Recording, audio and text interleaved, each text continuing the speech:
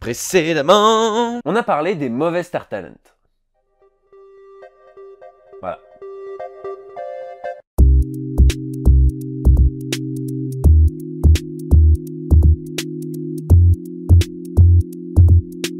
Salut à tous les amis, c'est Mr. Fox. On a parlé des mauvais Star Talent parce que oui, il faut pas se le cacher, le cynisme du marketing, l'incompétence de certains comédiens improvisés crée ce genre d'accident industriel qu'il faut hélas souligner. Mais à titre personnel, je dois bien reconnaître que j'ai plus souvent été agréablement surpris par un Star Talent dont je n'attendais rien que déçu par un Star Talent qui de toute manière pue à la merde. Alors cette fois-ci j'ai envie de vous parler de bons Star Talent, de Star Talent réussis, de bonnes idées, de bonnes performances, enfin bref j'ai envie de bouleverser un petit peu vos idées reçues, les idées reçues que vous avez peut-être sur le Star Talent. Alors ne tournons pas autour du pot, commençons tout de suite ce top 6 avec le numéro 6. Et en numéro 6, j'ai mis Amanda Lear. J'ai mis Amanda Lear un peu comme j'ai mis Cyril Lignac dans le top des pires Star Talent. Pas pour la performance en elle-même, mais pour le symbole. On a parlé dans la vidéo précédente des fausses bonnes idées, des mauvaises idées, du fait de foutre Samina Seri sur une tortue par exemple, ou Antoine Griezmann sur Superman. Mais il arrive aussi, et j'en ai déjà parlé, qu'il y ait des bonnes idées, des petits éclairs de génie, des petites prestations qui coûtent que dalle et qui font plaisir. Des références, des clins d'œil à tiroir, enfin bref, ce genre de choses. Le Star Talent peut évidemment propulser des stars de foot dans des rôles principaux pour des cachets démentiels, mais il peut y avoir aussi des petits rôles confiés à des petites personnalités avec un sens du casting accru. Et à ce niveau-là, Pixar est excessivement doué. Bon c'est vrai, on l'a dit, ils ont chié dans la colle en invitant Grand Corps Malade dans Toy Story 3 et Jamel dans Monstre Academy. Mais c'est vraiment des accidents de parcours. Parce que ce soit Guillaume Canet en jeune premier arrogant dans Cars ou Charles Aznavour en vieux fripé ridé et aigri dans Là-haut, ils ont un sens du casting de stars assez bien développé. C'est pas les seuls évidemment, mais ils ont vraiment ce petit truc, cet art de trouver la bonne star sur le bon mec. Et pour moi, ce qui résume vraiment le mieux ça, c'est Amanda Lear sur Les Indestructibles. C'est une vraie serpillière, darling, tu ne peux pas porter ça. Je te l'interdis formellement. Il y a 15 ans, je veux bien, et encore, mais de nos jours, Burke. Je ne comprends pas, c'est toi qui l'as créé. Le passé, c'est le passé, darling, ça parasite le présent. Il te faut un nouveau costume, c'est une certitude. Edna Mode, c'est le nom de son personnage dans Les Indestructibles, est une styliste, ma foi, très maniérée, avec toujours son petit fumoir, là, son machin, sa tige pour fumer. Je connais pas le nom, vous me le direz dans les commentaires. Et la particularité du personnage, c'est que en version originale, elle est doublée par un homme, Brad Bird, le réalisateur du film. Du coup, ça entretient un espèce de truc un petit peu bizarre. C'est un personnage assez particulier. What on earth do you think the baby will be doing? Well, I'm sure I don't know, darling. Luck favors the prepared. I didn't know the baby's powers, so I covered the basics. Jack doesn't have any powers. No? Well, could look fabulous anyway. Et je trouve que l'idée de Disney d'appeler Amanda Lear est une idée de génie. Parce que Amanda Lear, mine de rien, c'est un sacré personnage. Je veux dire, elle a été la muse de Salvador Dali pendant des années. Et effectivement, dans sa manière de parler, dans sa manière de s'exprimer, il y a un côté assez maniéré. Et le plus drôle dans cette histoire, c'est qu'il y a un mystère qui a plané longtemps autour d'elle et elle a entretenu ce mystère avec beaucoup de malice. C'est que, paraîtrait-il que Amanda Lear était un homme à sa naissance et se genrerait au masculin. C'est Salvador Dali qui a lancé ce bruit. Il y a des personnes qui disent qu'elles l'ont connu homme et il y en a qui disent le contraire, etc. Bref, c'est une personnalité trans importante et l'appeler pour jouer Edna Mode, je trouve que c'est brillant. Tu trouveras bien quelque chose, darling. Et il vaut mieux qu'il soit préparé. Ne connaissant pas ses pouvoirs, je fais le minimum syndical. Jack n'a pas de super pouvoir. Ah non? Oh, au moins il sera bien fringué. Évidemment, c'est un rôle secondaire, évidemment, ce n'est pas très important, évidemment, on aurait très bien pu appeler quelqu'un d'autre, évidemment, on aurait pu appeler n'importe quel comédien, homme ou femme avec une voix un petit peu masculine, enfin bref, on aurait pu trouver un truc dans les comédiens de doublage réguliers, je suis sûr qu'on aurait trouvé quelque chose de tout à fait valable. Mais l'idée d'appeler Amanda Lear, c'est surtout ça que j'ai envie de féliciter à travers cette 6e place. Ce sens du cast, c'est ça qui devrait éclairer, selon moi, tous les Star Talent. Tu es Elastigirl! C'est pas vrai! Mais tu vas te secouer! C'est ce que tu vas faire! Oh, tu te poses la question? Tu vas lui prouver que tu n'as pas oublié Monsieur Indestructible et en profiter pour lui rappeler qui tu es! Tu sais où il se trouve? Eh ben vas-y, attaque ton problème! Bats-toi! Gagne! Et rappelle-moi dès ton retour, darling, j'adore tes visites. Même si, et on le verra tout à l'heure, des contre-emplois sont possibles. Numéro 5 maintenant, et le numéro 5 va vous surprendre puisque le numéro 5, c'est Laurie. La positive attitude.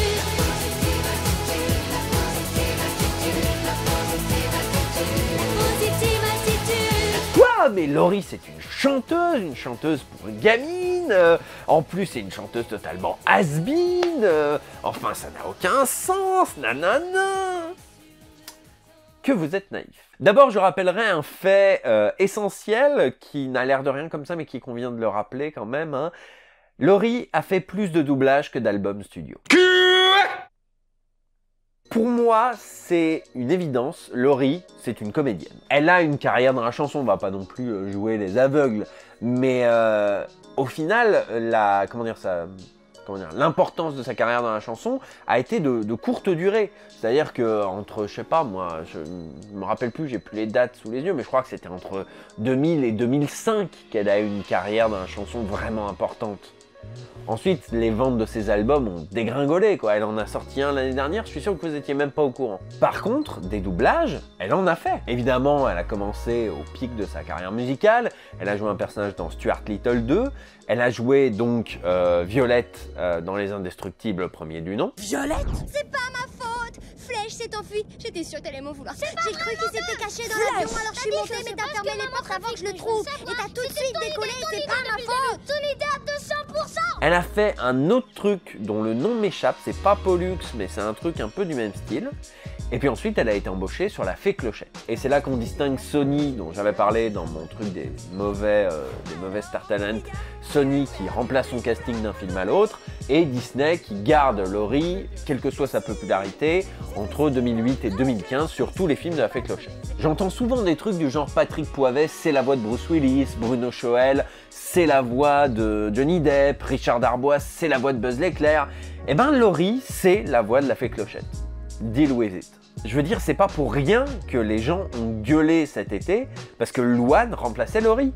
Parce que Louane, on a vu ce que ça donnait dans Les Trolls, alors que Laurie, ça fait 10 ans qu'on la voit faire du bon boulot sur La Fée Clochette. Si j'étais mes 10 ans, je dirais que Laurie est plus douée dans la comédie que dans la chanson, mais je m'aventurerais peut-être pas aussi loin. Disons qu'elle est douée.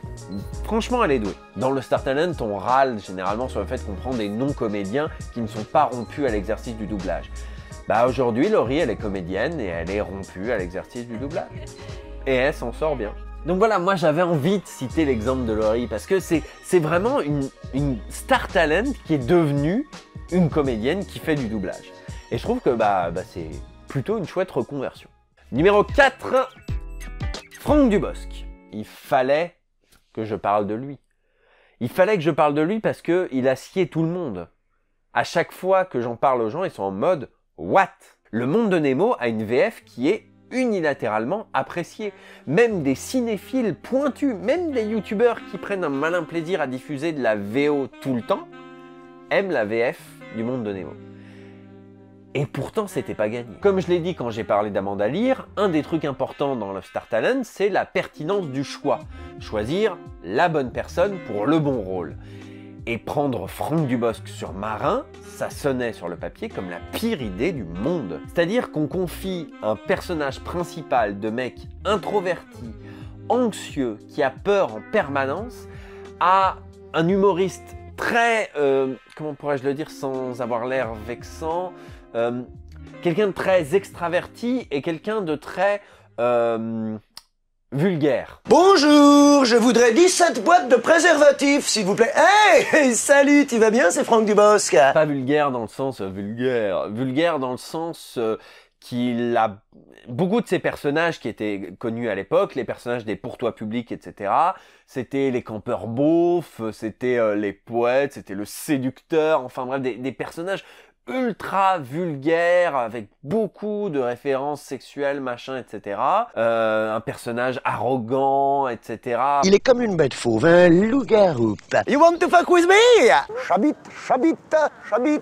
Cavaillon, le pays de melon. Tu sais qui baise? Winner! Winner! Tu sais qui a mis un poil de pubis dans mon pastis, là, les gars? Sex and sex and sex again. Comment ça, un cargo de banane? Ah, ça doit être énorme, non? Le séducteur a une toute petite caquette. T'as horreur de faire la queue, tu perds du temps, ça sert à rien. Bang! Trop tard, la flèche est partie. Chabit, chabit, chabit, chabit. Ouais, la tête à claque a un Walkman qui marche super bien. Un séducteur avec une grosse caquette. Jackie? Excusez-moi, Madame Goubert. Un mec avec un ego surdimensionné qui joue des personnages vulgaires à qui on confie un personnage d'introverti. C'était la pire idée du monde. Et pourtant, il nous a tous sciés. Un peu plus et tu t'éloignais du bord, je t'ai vu. Non, justement, j'allais pas y Heureusement aller. que je suis arrivé. Si j'avais pas été là, je sais pas... Il allait pas s'éloigner, monsieur. Il avait trop peur. Pas du tout, j'ai pas Bon, peur. les autres, mêlez-vous de ce qui vous regarde. Et vous avez de la chance que je n'aille pas le dire à vos parents. Tu le sais très bien que t'as du mal à nager. C'est pas vrai d'abord, je nage très très bien. Bon, maintenant ça suffit, tu n'as rien à faire ici, c'est trop dangereux. Allez, j'avais raison, on va attendre 1 an ou 2 pour aller à l'école. Non, tout ça parce que c'est toi qui as peur de Tu n'es l'océan. pas prêt, tant que tu ne seras pas prêt, on attendra. Tu crois que tu peux faire ce genre de choses, mais tu n'en es pas capable, Nemo. Je te déteste. Pour comprendre ça, il faut vraiment regarder la petite featurette Making of qui est disponible un petit peu partout, vous pourrez la trouver sur YouTube, où on voit vraiment que Franck Dubosc a mis son ego totalement de côté pour jouer le personnage. Oh, je pense que tu voulais passer par le canyon. Oh, les jolis doudous que je me suis trouvé. Il sera rien que moi, ce sera mon doudou à moi que j'ai. Viens là, petit, viens là, mon doudou à moi. Il est mignon, le doudou, il est joli, il est beau, le petit doudou. Ah, Dory, c'est une méduse. viens le doudou, viens le doudou. Veux-tu t'en aller? Il est tellement timide, tellement lâche, tellement peureux, tellement naïf qu'il a du mal à se lancer dans des histoires drôles. 2 fois, il essaye dans le film et il n'y arrive pas. Et donc voilà, c'est un personnage naïf, un petit peu comme ça, là, comme je les aime, ces petits personnages un peu perdants au début, qui va finir par gagner. Je me suis dit, est-ce que je garde ma voix à moi? Et puis en même temps, faut s'effacer derrière le personnage, faut pas qu'on se dise, ah, c'est la voix de Franck Dubosc, faut que mon personnage devienne marin, et puis c'est tout. Bien, à qui le tour? Et toi, t'as pas dit un mot. C'est quoi ton problème? Moi, non, j'ai pas de problème. Ouais, c'est ça. Résistance. Commence déjà par te présenter. D'accord. C'est très bien traduit. C'est pas évident de traduire des gags qui fonctionnent en anglais, de les retraduire en français, et en plus que ça marche avec la bouche. C'était déjà tellement bien fait qu'on n'a pas eu beaucoup à le faire. Une fois ou deux, j'ai rajouté un petit mot de fin, un petit mot pour que ça soit plus dans ma bouche, mais je vous avouerai que très peu, d'abord parce qu'il n'y en avait pas beaucoup besoin. Il faut faire attention aussi, faut pas sortir trop du... Comme je le disais, c'est pas Franck Dubosc, c'est Marin qui parle, c'est le personnage. Donc moi, j'ai pas à ramener mes mots à moi. C'est-à-dire qu'il a fait l'opposé de ce que Jamel Debbouze avait fait dans Dinosaure. Il a vraiment décidé de jouer le personnage et de pas jouer Franck Dubosc. Moi, je vous le dis franchement, je suis admiratif de son j'allais dire abnégation, c'est peut-être un grand mot, mais je suis admiratif qu'il ait voulu relever le défi. Et le pire, c'est que vraiment, quand je dis que ça marche, c'est que ça marche vraiment. Il est touchant, ce mec, dans ce film. La force des Pixar, c'est de mêler du second degré, de l'humour, de l'aventure, etc. et des scènes vraiment touchantes, vraiment poignantes. Et il y a des scènes avec Marin qui sont vraiment touchantes, et ça marche. Avec Franck Dubosc en perso principal. Là, c'est fini. N'aie pas peur, papa est là. Papa va s'occuper de toi. Je veillerai à ce qu'il ne t'arrive rien, je te le promets. Nemo. Je veux dire, des années après ça, Franck Dubosc, comme beaucoup d'autres comédiens humoristiques, il a tenté de faire son Ciao Pantin avec des personnages touchants, machin, etc. Et ça a à chaque fois été un ratage total. Je sais pas du tout qui a eu l'idée chez Disney de confier le rôle de Marin à Franck Dubosc. C'était un pari hyper risqué. Et pourtant, ça a marché. Si elle regarde cette vidéo, je félicite vraiment du fond du cœur Valérie Siclet, parce que je me doute qu'il n'y est pas arrivé tout seul. Mais waouh, réussir à sortir ça de Franck Dubosc, faut le faire. Chaque fois que je revois des extraits, ça me fait tout drôle. J'ai du mal à me dire que ça va avec... que la tête du poisson va avec moi, ou que moi je vais avec la tête du poisson. On ne sait plus très bien à un moment donné. Numéro 3. Alain Chabat dans Shrek. Somebody once told me the world is gonna roll me. Plusieurs choses à dire sur Alain Chabat. Alors d'abord, contrairement à Franck Dubosc, on n'est pas sur un rôle à contre-emploi. Il n'y a pas vraiment de surprise. Même si c'est pas forcément un lien évident qu'on ferait. Shrek, ogre vulgaire gros qui pète, c'est pas forcément à Alain Chabat que je pense en premier si tu me dis trouve un star talent. Non, je suis un ogre, c'est connu. Je sais pas qu'est-ce qui a imposé l'idée de Alain Chabat dans la tête des distributeurs. Est-ce que c'est les sketchs mouches qui pètent des nuls ou est-ce que c'est le fait qu'il ait adapté Wayne's World, un film dans lequel il y a Mike Myers qui joue le rôle de Shrek en VO? Je sais pas, je comprends pas parce que encore une fois c'est pas forcément un lien évident que je fais entre Shrek et Alain Chabat. Mais bon évidemment le résultat final il est là, Alain Chabat est bon. Mais il est pas seulement bon et c'est pour ça que je le mets 3e. Il est pas seulement bon, je trouve qu'il est meilleur que Mike Myers. Pour être honnête, j'ai jamais vraiment compris pourquoi on avait choisi Mike Myers pour jouer Shrek. Autant Eddie Murphy sur Lan, c'est une évidence, autant Cameron Diaz sur Fiona, c'est aussi une évidence, John Cleese sur le roi, pareil, mais Mike Myers sur Shrek, je comprends pas. Mike Myers, même si effectivement il a joué gras double dans les Austin Powers, il a pas vraiment une voix de gros ogre qui pète. Non, Mike Myers c'est un comédien anglais qui a fait différents rôles, mais qui a une voix plutôt légère, plutôt aiguë. Vraiment, je comprends pas. The kingdom of far, far away, donkey. That's where we're going. Far, far away. Et en cela, je trouve que Alain Chabat est bien meilleur dans le personnage que Mike Myers. Le royaume de fort, fort lointain, Lan. Il est, comme son nom l'indique, fort, fort, lointain. C'est-à-dire que Alain Chabat, il arrive vachement à rocailler sa voix, à prendre un air un petit peu, voilà, il a une voix naturellement plus grave que celle de Mike Myers, il arrive à foutre de la vulgarité, etc. Il arrive à mettre beaucoup de facéties dans le personnage de Shrek, notamment sur le premier opus. Les ogres, y a rien de plus cruel.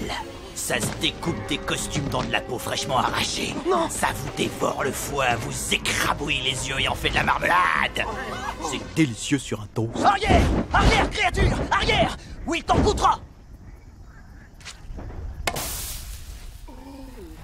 Vous disiez?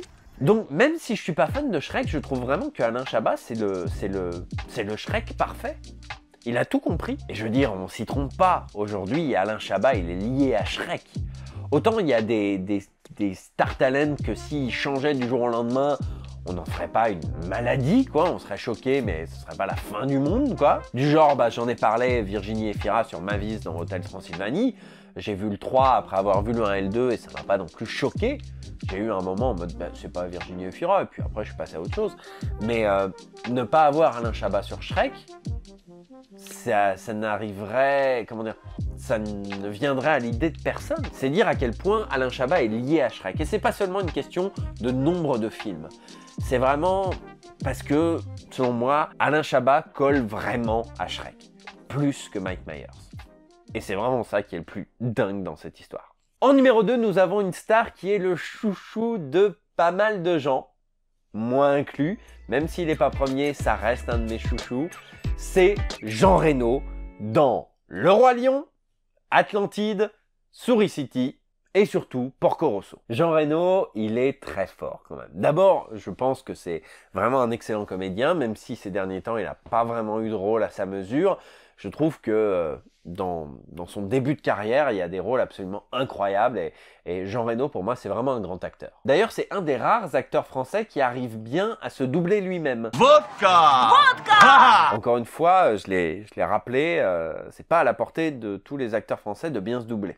Mais Jean Reno, c'est un de ceux qui s'en sort le mieux. Vodka! Vodka! Et c'est peut-être pour ça d'ailleurs qu'il est aussi bon dans le Star Talent. Beaucoup de gens ont été marqués par sa performance en Mufasa dans Le Roi Lion, et pour cause, il a une voix grave, majestueuse, etc.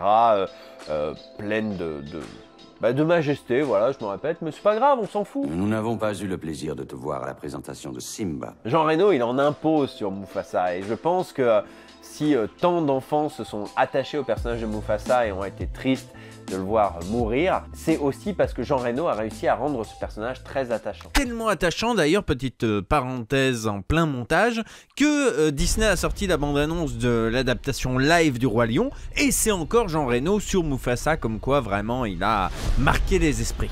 Toute cette immensité baignée de lumière est notre royaume. Autant, comme le rappelle Bolchegeek dans une de ses vidéos, ça reste quand même une caricature de bon gros papa ricain, bien beauf et pas très fut-fut. J'ai du mal à dépasser le fait qu'il est prétentieux, sexiste, violent, sentencieux et stupide. Et il est clairement présenté comme le frère qui n'a pas de cerveau par opposition à Scar. Mais Jean Reno, c'est également des personnages facétieux, comme Enzo dans Atlantide, l'Empire perdu. Qu'est-ce que vous avez d'autre là-dedans? J'ai poudre à canon, nitroglycérine, bloc-notes, détonateur, mèche, colle. Trombone, grand modèle, hein. Enfin, vous voyez, la papeterie habituelle. Et là, pour le coup, n'écoutez pas Bolchegeek, Atlantide, c'est un putain de film. Dans Atlantide, Jean Reno se contente pas d'être Jean Reno et de doubler le personnage. Il prend un petit accent italien, donc, enfin, simili-italien, je veux dire, personne n'est dupe. C'est clairement un français qui imite de l'italien, hein. Mais il colle une facétie au personnage.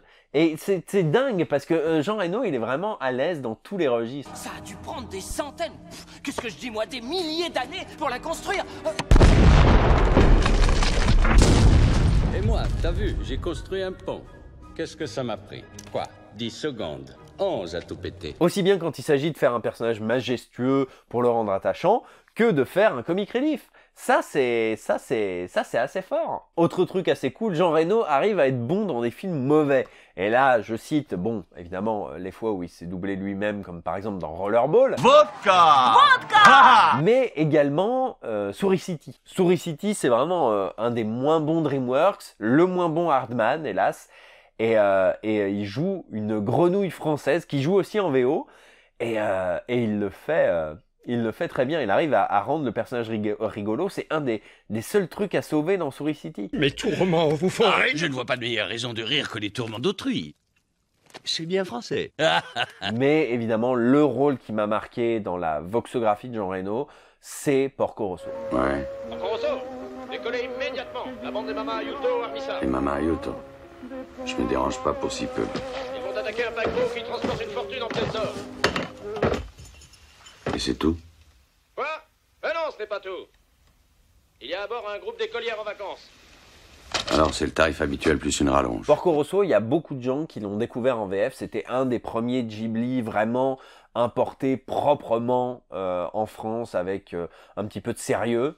Avec Mon voisin Totoro, en tout cas beaucoup plus de sérieux que La Princesse des Étoiles. La VF a été enregistrée à Dubbing Brothers, dirigée par Jean-Marc Panetier, et Jean Reno fait un très très bon Porco Rosso. Il est sobre, il est grave, il arrive quand même à jouer le râleur, il arrive quand même à jouer l'amusé, etc.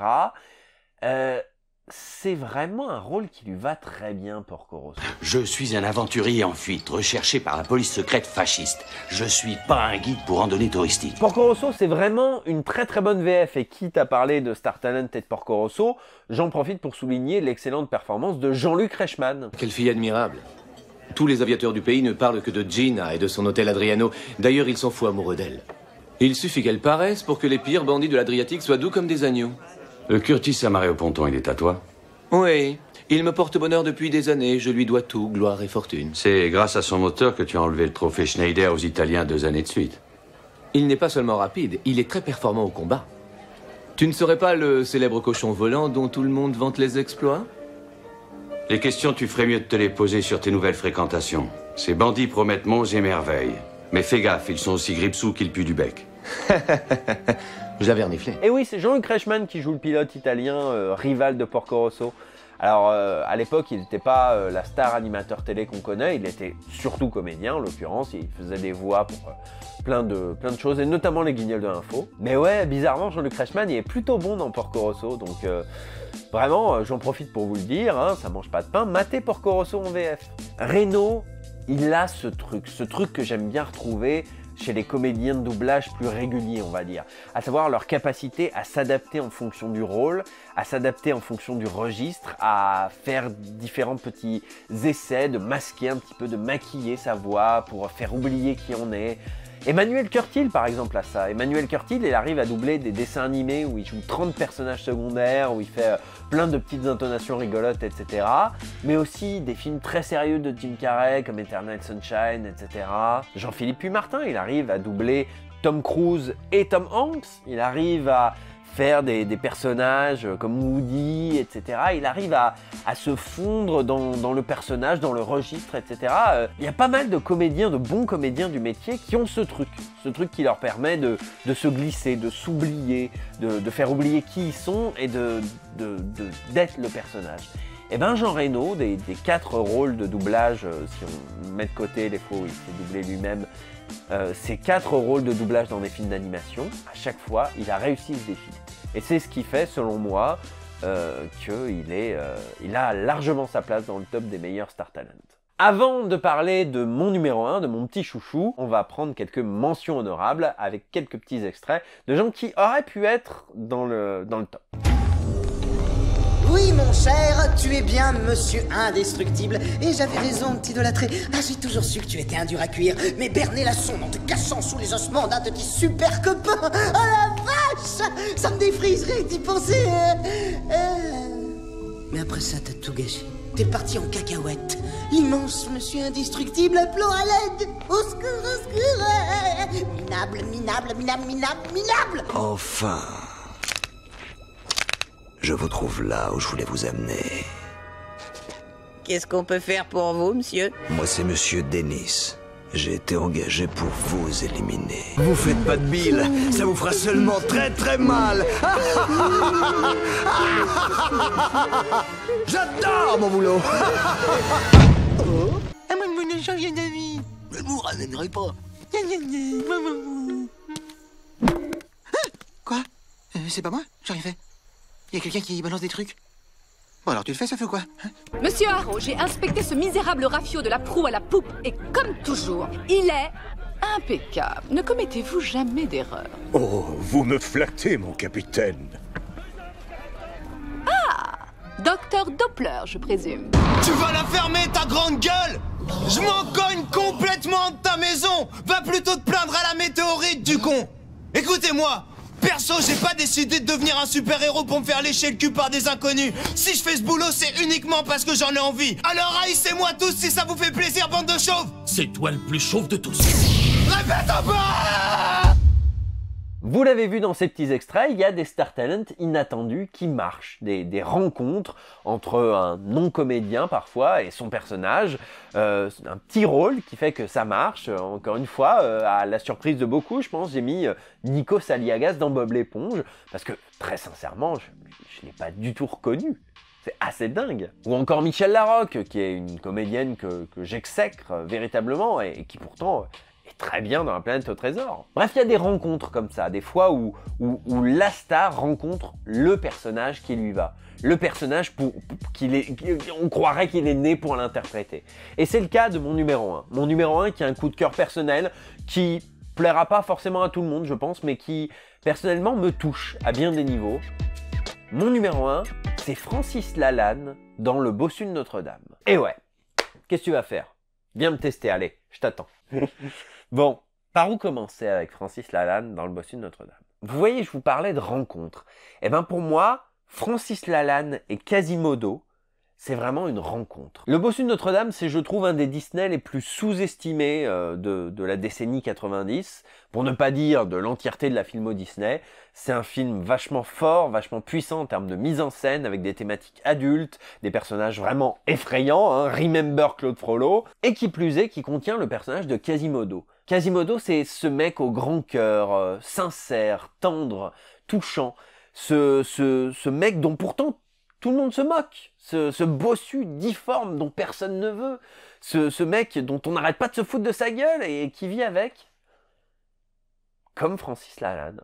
Je me dis que j'en fais peut-être des caisses comme ça, je me dis que vous êtes peut-être en mode « Oh, Hugo, t'exagères un petit peu », mais pour moi, Quasimodo et Francis Lalanne, c'est deux faces d'une même pièce. Francis Lalanne, c'est un mec on ne peut plus sincère. C'est un mec, à chaque fois que vous allez le voir dans une intervention télé, en concert ou quoi que ce soit, tu sens que c'est un mec qui n'a aucun cynisme, aucun calcul dans toute sa carrière. C'est un mec qui fait un truc qu'il a envie de faire. C'est un mec qui, à chaque fois qu'il s'exprime, parle avec son cœur, parle avec sincérité. C'est un mec qui, quand il s'engage dans un projet, s'engage à fond.